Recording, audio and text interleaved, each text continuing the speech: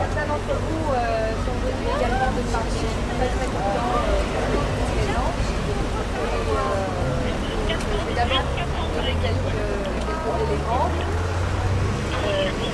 L'école de Ramonville, c'est vrai que tous les élèves ainsi que les parents sont mobilisés pour nous soutenir. C'est vrai qu'ils auraient souhaité être présents, malheureusement ils n'ont pas pu se déplacer, donc ils ont fait des appuis.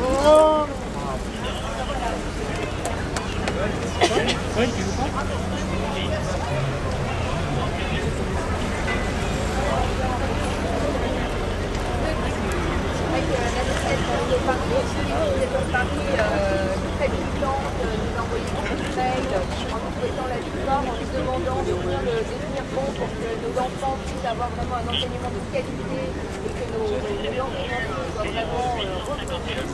Merci pour leur soutien. Le président également, M.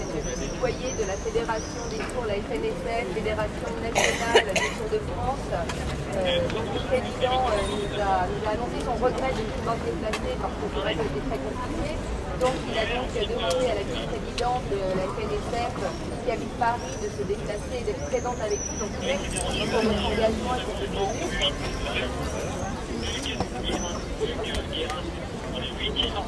L'association des anciens de l'association Iris qui n'existe plus, ça s'appelle Iris, mais bon, c'est ASP Iris. Donc le président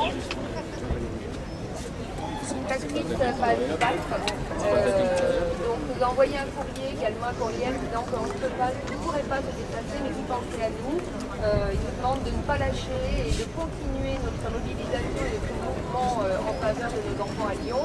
C'est vrai qu'il nous a envoyé pas mal de vidéos, notamment Lionel Duvet, qui est un militant sur Toulouse. C'est vrai qu'il est parent d'enfants sourds. On a reçu beaucoup de vidéos disant qu'effectivement il croyait en l'avenir de Lyon, il croyait en l'avenir des enfants sourds et de leur éducation, qu'il nous suivait et que nous resterions ensemble et que nous vivions ensemble.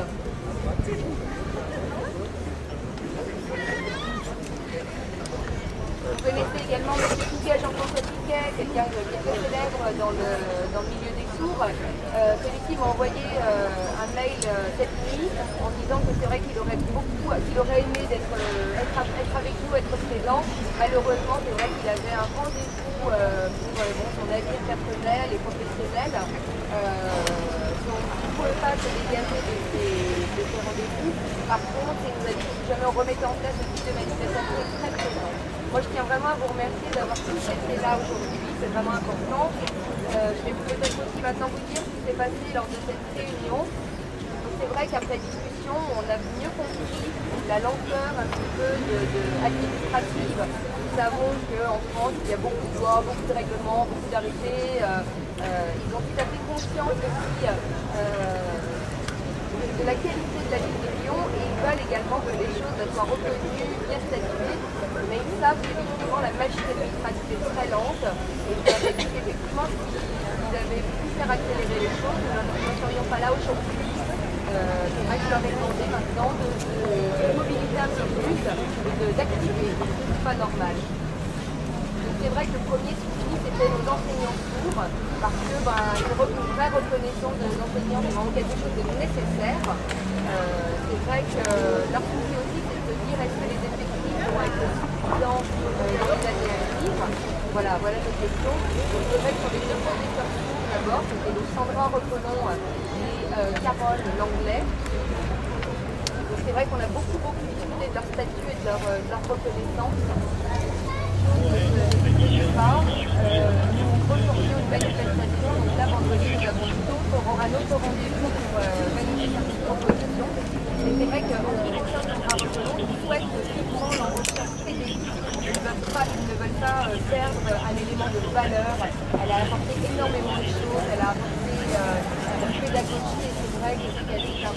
vrais professionnels.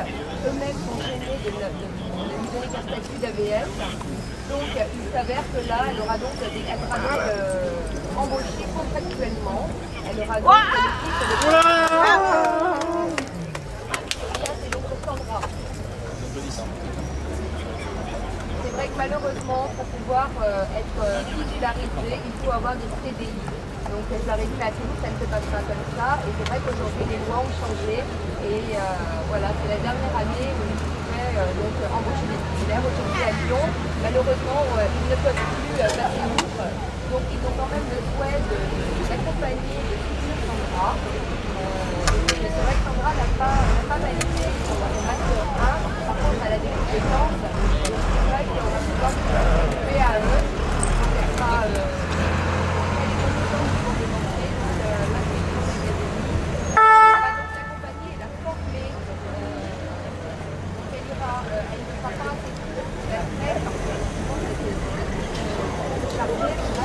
Donc elle aura du temps libre, donc à aller en formation et à l'issue de cette formation,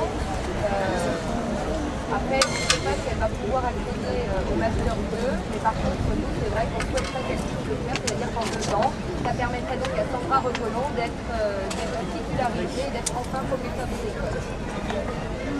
C'est vrai qu'il y a un engagement parce qu'en même temps, ils se rendent bien compte qu'elle va donc, qu'elle pourrait effectivement partir si jamais les choses ne s'accéléraient pas. Et pour Carole, c'est vrai que Carole, elle a un petit peu mis de côté, Carole. Là. Elle a un petit peu, c'est vrai qu'on parle beaucoup de licence, de Master 1. Donc Carole a commencé à mettre en place elle s'est renseignée auprès de Paris pour se faire inscrire.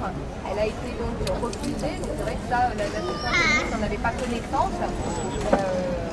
Donc c'est vrai qu'on a expliqué qu'il y avait, c'est vrai que c'était compliqué d'aller en licence directement, alors que Carole était très motivée, elle pouvait faire valoir son expérience. Donc là, pendant 10 jours, ils vont bien réfléchir, ils vont mettre en place quelque chose. Donc c'est-à-dire qu'ils veulent effectivement que Carole ne fasse toujours partie de leurs effectifs. Elle resterait encore un an ABS. Par contre, elle aurait du temps de dégager pour pouvoir aller en formation.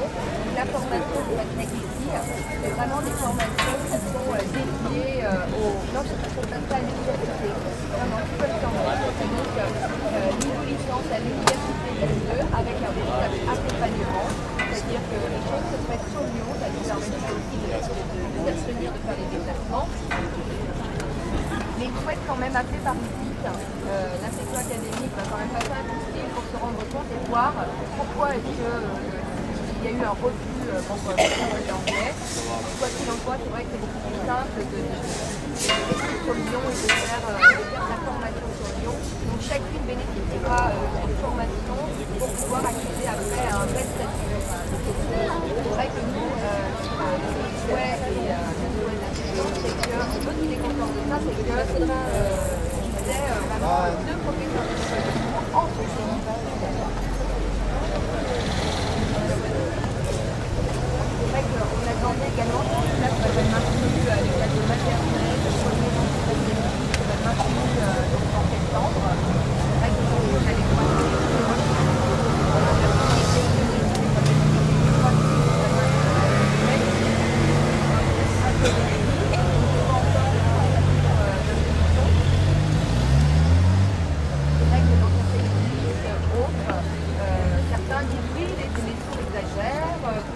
élèves, mais bon, c'est comme ça, il faut comprendre, même s'il n'y a que 3 élèves, ce sera comme ça, les choses sont très claires, donc il y aura donc une bibliothécaire comme professeur, elle est là, donc Elie qui est professeur d'éducation nationale, Sandra qui sera professeur des écoles également, et puis il y aura toujours Carole Langlais qui travaillera. Donc là, c'est vrai qu'on est très très content qu'il y ait 2 et un entendant. Pour nous, c'est très valorisant. Ça montre que les cours sont... Sandra sera professeur des écoles parce que c'est vrai que Séverine, voilà. Donc Séverine s'en va, elle change, elle va occuper un autre poste. Et donc Sandra qui va récupérer le poste de Séverine et donc un professeur en ce moment, le professeur Claude perdra sa classe. ça. Après, c'est vrai que c'est à Sandra et à Carole de pouvoir décider et dire si elles sont d'accord avec les propositions qui ont été faites. Bien sûr, elles ont le droit d'accepter, de refuser, mais on va croiser les doigts en espérant qu'elles vont accepter cette proposition pour notre avenir et l'avenir de nos enfants. Donc, il faudra effectivement maintenant laisser les salariés pénétrer dans les locations, mais ce n'est pas à moi de décider, et que je poserai la question à tous les participants de la manifestation. Donc, qu'en pensez-vous? Est-ce qu'on peut s'arrêter? Est-ce que vous souhaitez rester encore un petit peu? C'est vrai que j'ai demandé à ce qu'on ait un petit papier pour que nous puissions avoir le PV, le procès verbal de la réunion. Donc là, ils vont donc, c'est vrai qu'on a noté aussi ce qui s'est passé. Donc là, on attend. Si en septembre, les choses s'organisent telles que nous le souhaitons, très bien. Par contre, si en septembre, comme ça s'est fait, nous sommes prêts à recommencer et à nous intervenir pour refaire une manifestation telle que celle-ci. Et cette fois-ci, elle sera beaucoup mieux organisée parce que mieux anticipée. Donc je demande à ce qu'il y ait un vote à main levée pour dire si vous êtes d'accord pour laisser rentrer les personnels du rectorat. Par contre, on va continuer à travailler ensemble, on va se retrouver dans un autre lieu, dans un parc, je ne sais pas, pour continuer à travailler, à échanger. Donc si vous êtes d'accord, levez la main pour pouvoir laisser